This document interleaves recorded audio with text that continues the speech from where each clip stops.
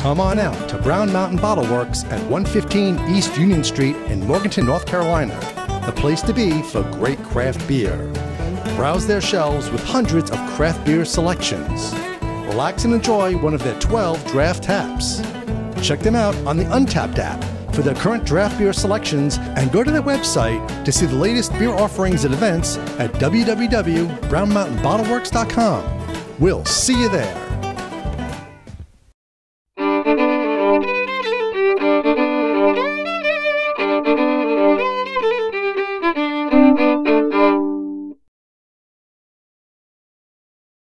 Hi, I'm Glenn, Dave's behind the camera. We're at NC Beer Guys. Welcome to another episode of NC Beer Buzz. We are continuing our journey around Western North Carolina today, and we're primarily on this trip we're hitting new breweries. A couple of you might have heard about, and a couple that have changed, but primarily new breweries. And I bet we've got one here now that you may not have heard about. We're only a few months in. We're in Buncombe County. We're in Fairview still, and we're at the Turgua Brewing Company with Philip Desenne, who's the owner. And we came up a little path to get here.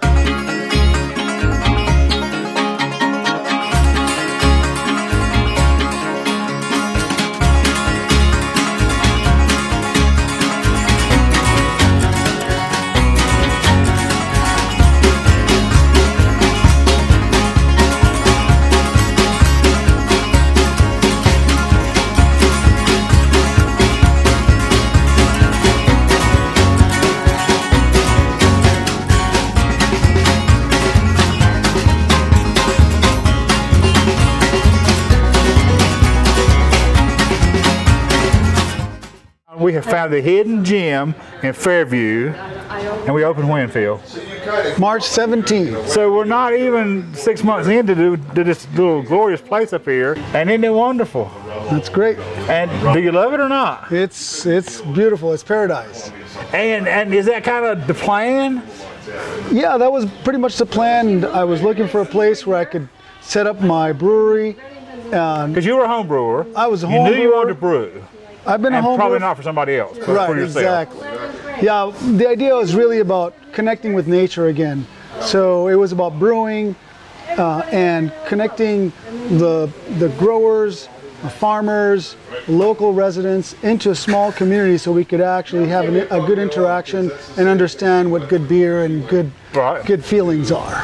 So would you consider this a farm-to-fork brewery? In that sense, I'm not the fork part, but I mean it's a farmhouse brewery. It is a farmstead brewery. It is what it is. It's basically it's a brewery within a farm, and over time we will be able to incorporate ingredients from the farm into the brew. But that's got to come. This is currently happening. Okay. I don't know if it's too soon yet or not. Yeah. Right. No. So we integrate products from the farm into the beers. We work with local farmers, local organic farmers that are here in the area. They farm the valleys here and the valleys next to us, and also some of the other farmers in the other areas. And what we do is we'll see whatever is in season, and we'll add some of the adjuncts to the different beers. So a lot of the beers that I focus on are farm style and saisons, IPAs as well, and do a wide array of the brown is excellent. Beers. The brown is excellent. Brown as well, and we use only local ingredients, local malts. Riverbend malt. Riverbend malt. So we work primarily with Riverbend malts. Of course, other malts that we obtain, we have to. And the adjuncts, for example, the strawberry rhubarb saison is a saison made with strawberries that we picked at Flying Cloud Farm here next door to us. And we picked the strawberries the morning, cleaned them, crushed them, and put them in the fermenter that same evening. So it's immediately and fresh. And we kegged it a couple weeks ago, and it's available right now. You talk about but in some ways you're a one-man show. but the wife is here also, and you guys are in this together. Yes, we're a small team. Debbie's my partner here. We're not married, but she's my girlfriend. And we have another wonderful colleague here, Matthew, who's working away. He's been helping. Oh, so he helps in the brewery. We have different roles within the brewery, and I'm primarily the brewer. I do most of it myself, but A lot of times I got helping hands from Matthew or Debbie, who's here up front of the bar. And what size system are we brewing on now? 3-barrel system.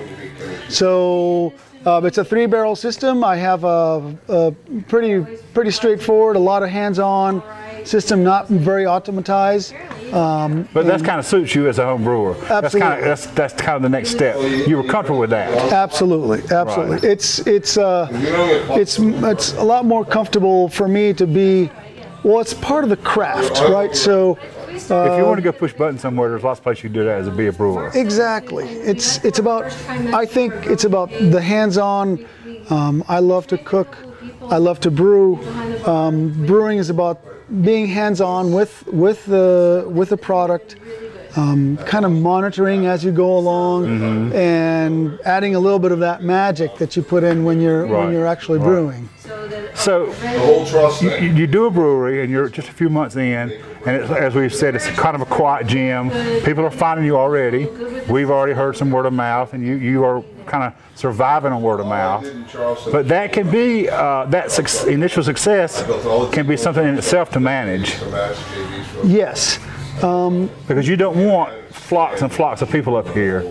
I mean, that changes, let me say that changes the atmosphere if you are the demand. Yes, absolutely. One of the ideas about this brewery is about the experience. The experience, the community experience, the community of being in contact with nature. Families can come here with their kids, enjoy a good time, have a beer or two, and share with their neighbors that they had not met before. So that's what we're discovering a lot. We also get people from out of town, but what we like is to have we like people to have that experience here. If it gets too overcrowded, some of that experience will get lost. Right. So we'll have to figure out how we manage success. We all want to be successful, but we want to be successful within a range that's manageable. And you don't want the success to ruin the ultimate success. Exactly. However that's worded right. Exactly. Right, that's rough, but yeah, I understand that. So, where are we headed? Now, are we brewing a couple beers on tap at any given time, 5 or 6? How do you keep the rotation up? So, we currently have 8 beers on tap. All yours? All mine. Okay. I actually have 4 more out of rotation. That you're ready to put on when you need to. That I'm ready to put when I need to, and I'll do some variations depending on the seasons and the times, and some of the offerings that I do.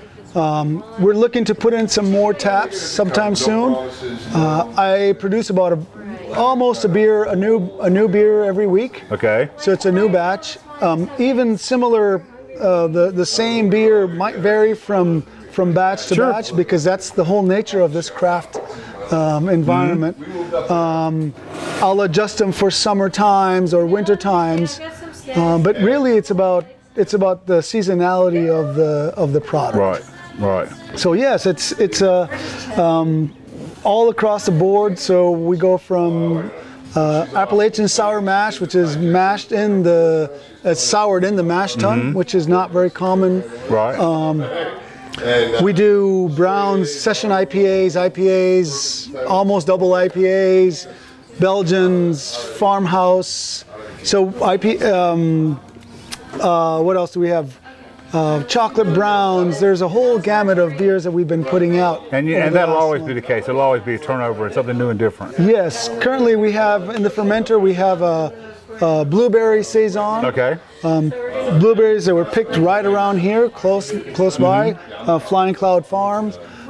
So it's kind of one of that seasonal product that we're going to be putting in. And again, that tie to localness, and the local people can see that you're using their products, and that all is a certain synergy that creates. Yes. Around the brewery, and it must feel great. It does. I mean, it's what I feel good about is again this connection, trying to connect the farmers to the brewery and to the public.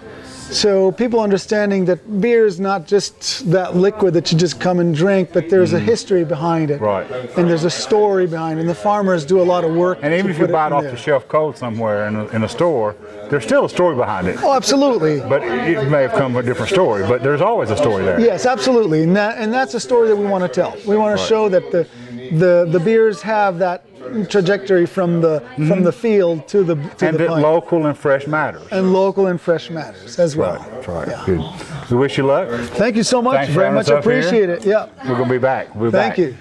So when you go to Buncombe County next time, don't think you can only drink in Asheville or on the South Slope. Lots of places in Buncombe County to drink, including the brand new Turgua Brewing Company up here in Fairview. Until next time, this is Dave McGlynn, the NC Beer Guys, reminding you to drink local and keep your beer dollars in North Carolina.